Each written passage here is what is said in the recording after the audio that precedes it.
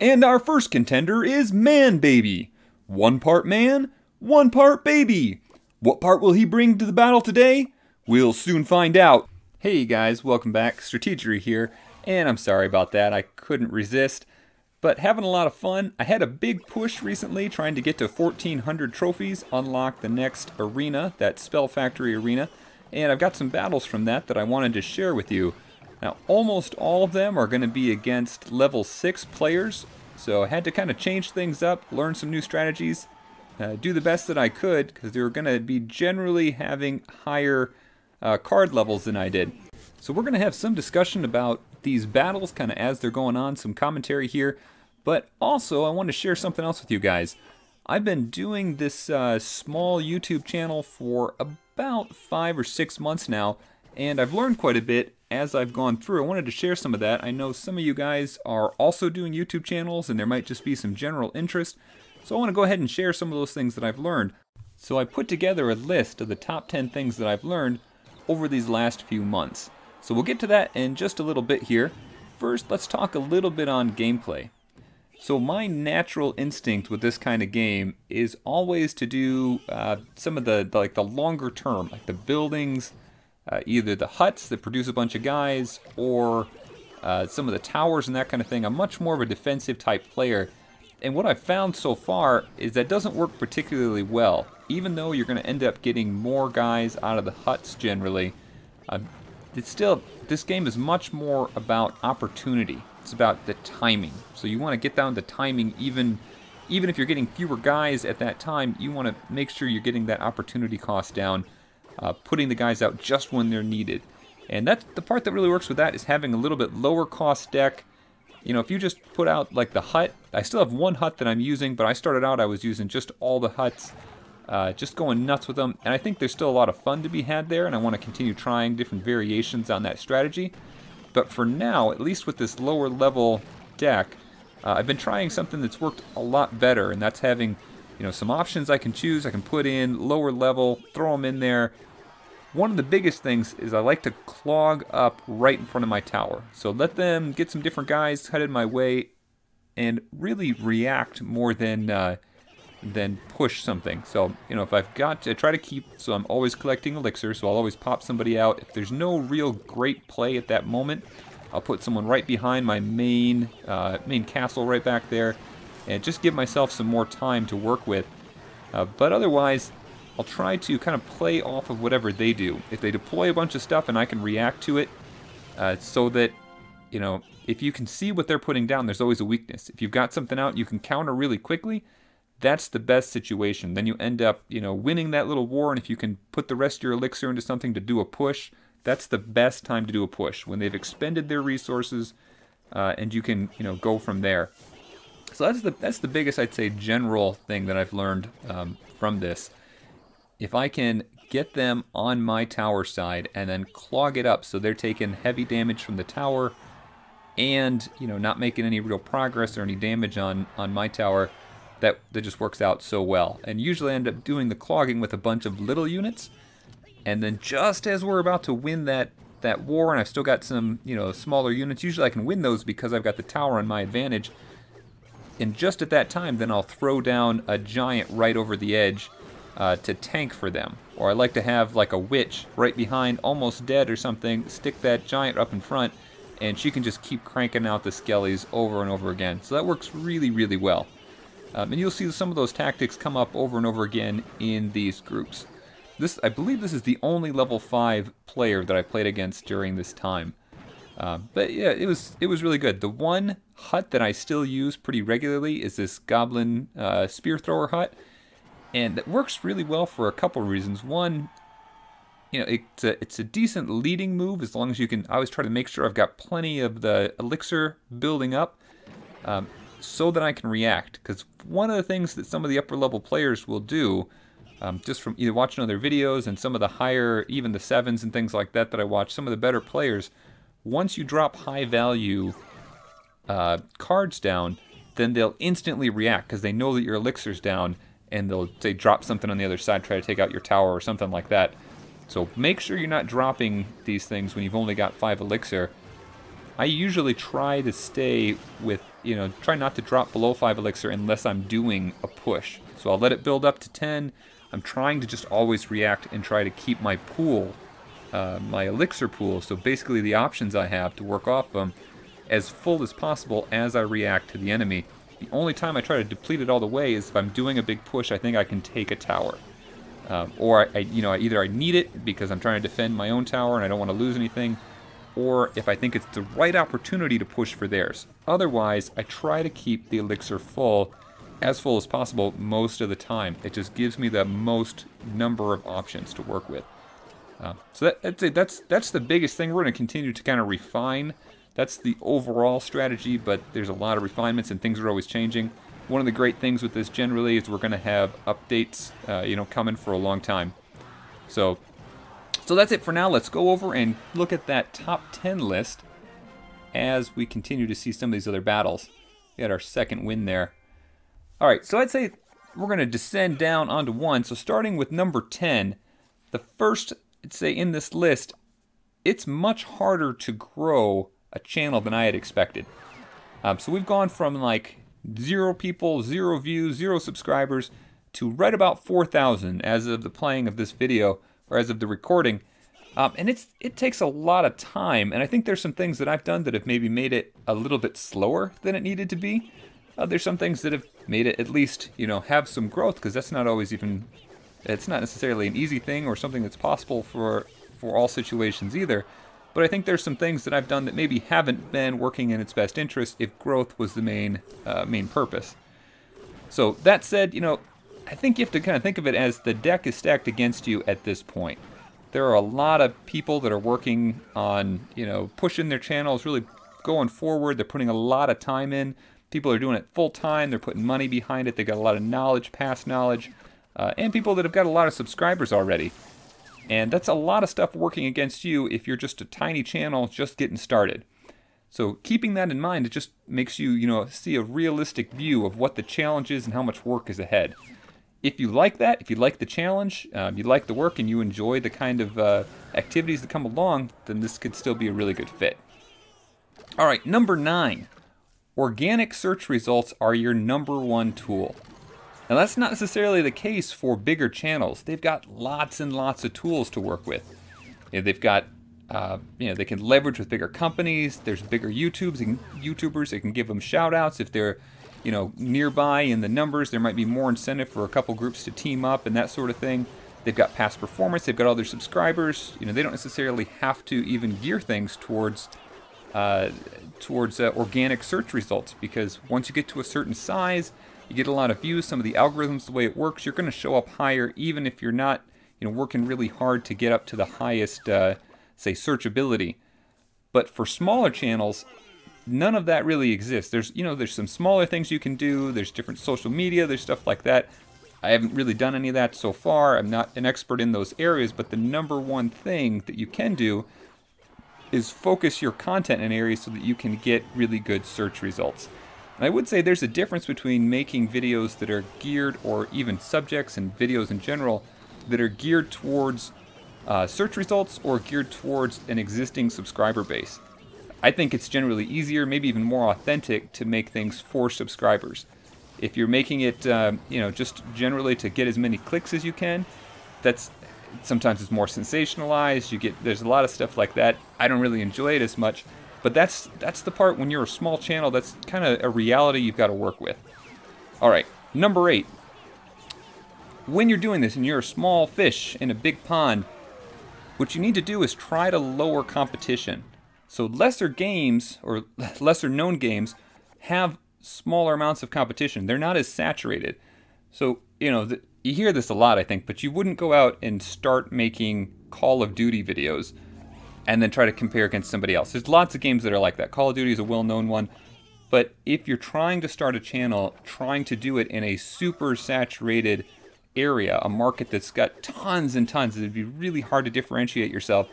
That's going to be rough. So what I would suggest, try to do it with the smaller, lesser-known games that don't have a whole lot of videos about them. People who have been subscribers for a long time will know that most of my content has been on Dungeon Boss. And that worked out really well. I got in when it was just starting out. I was looking for something small. It wasn't, I was looking for a smaller game, knowing that ahead of time that it would be easier to break in and try this thing out that I wanted to try, just making a channel. So I would suggest the same thing. If you can get into lesser known games and start off, and at least some people are searching that, and you're not competing with some of the more established YouTubers. Alright, the next one, and it's related, newer games similarly have less competition.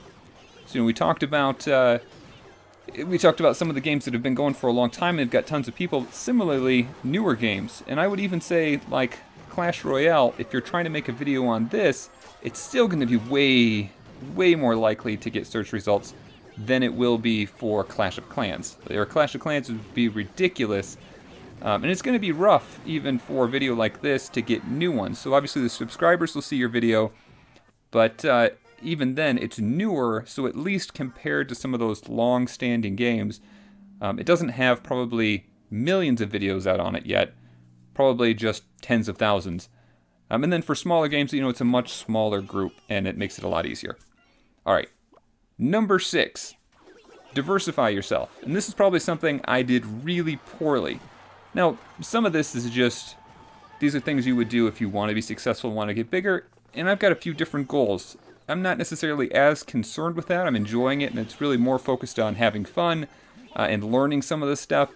But if you really wanted to push and get bigger quicker, you'd want to diversify the material that you're putting out. So multiple games, and there are a couple of reasons why you'd want to do that. But one of them is so that your videos the cycle isn't controlled as much by the updates of the game. So I primarily focused on Dungeon Boss, so when its popularity goes up and down, so does the popularity of the channel. I can directly see when they put out new updates, when they put, there's something that draws more people back to the game, if there's something with advertising, all of that shows up directly in the views on the channel. I can see, time going from weekday to weekend, things like that where people have more time to do it, but all the things that are related to the game directly impact the channel. And so diversifying it, there's some good reasons for that. And then beyond that, even just having a different audience, because your channel should ultimately be about entertainment, not about specifically that game.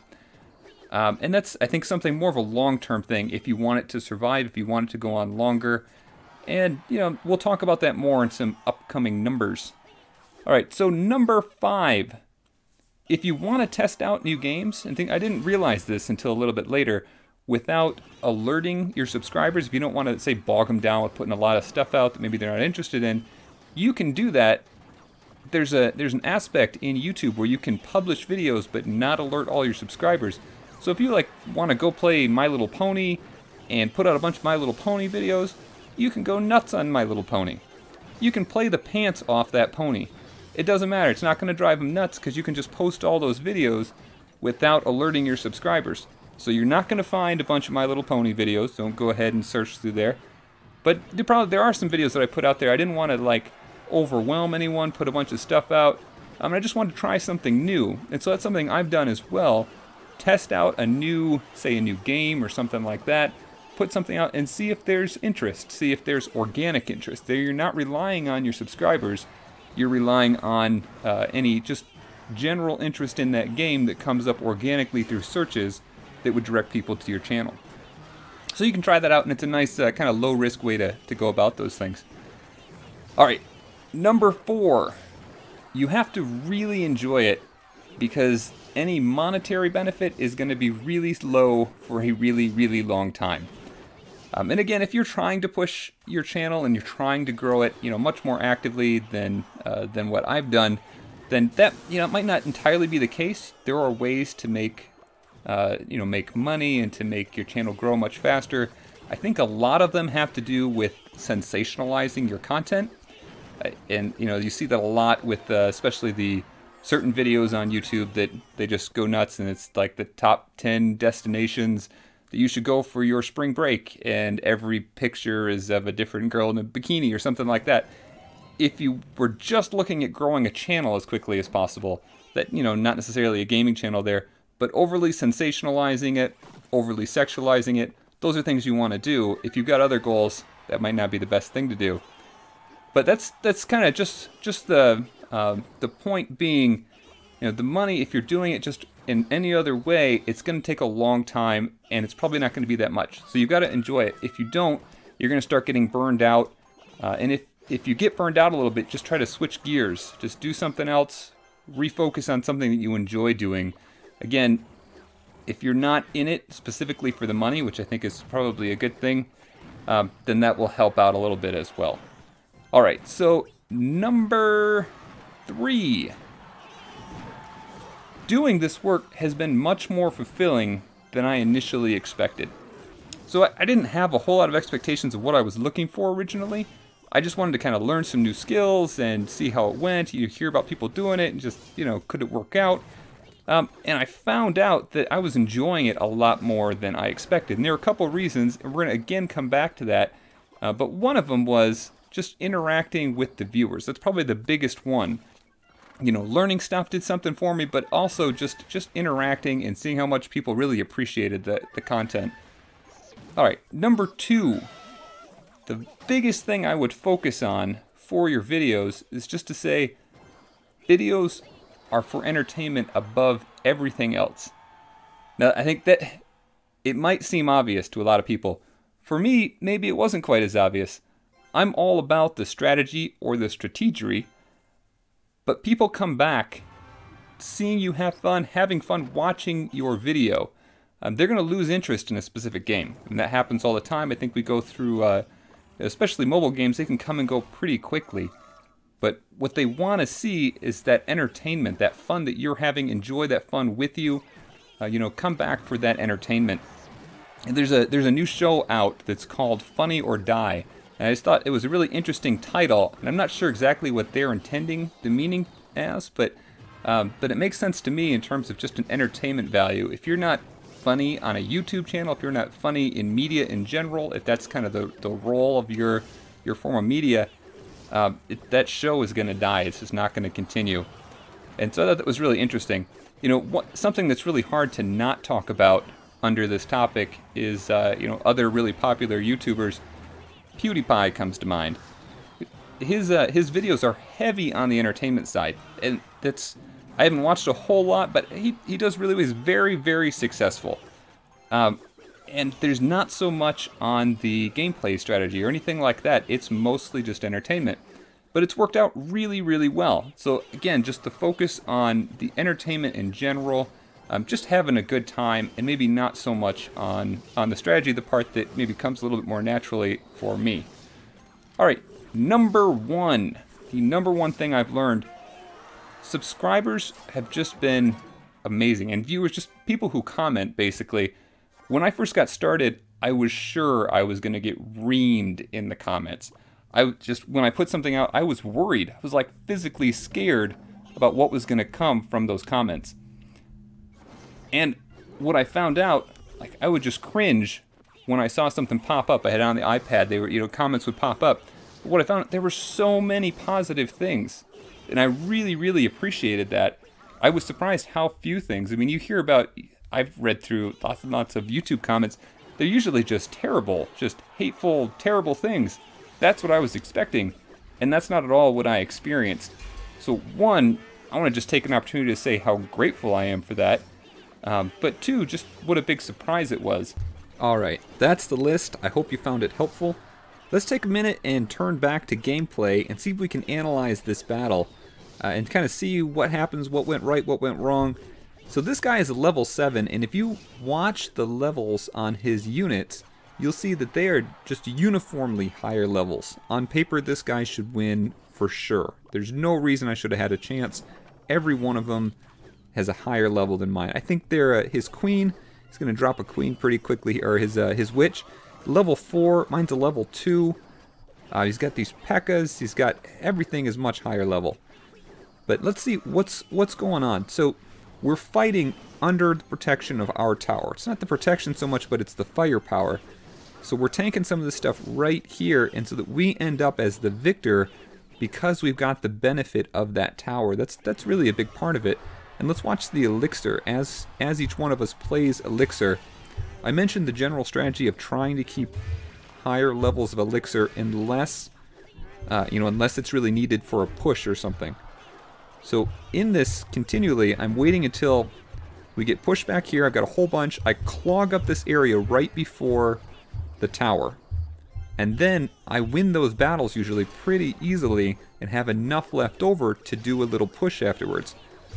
And sometimes it gets, it takes a couple because then he runs out of elixir a little more. Now I love defending against these unaccompanied P.E.K.K.A.s. They're huge elixir costs, and then I can just drop down some flying units. I love that group with 6 of them in there.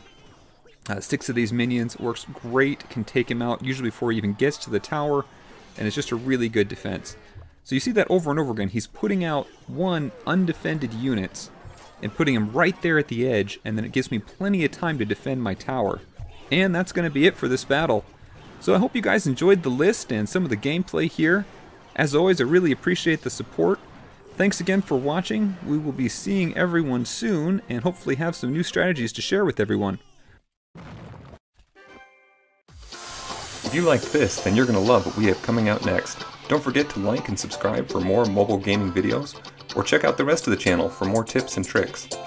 If you don't have this game yet, feel free to download it from the sponsored link in the video description below. These downloads help to support the channel and help us to continue to put out more great videos. Thanks again for all your support, and come back soon as we continue our quest, seeking every possible advantage.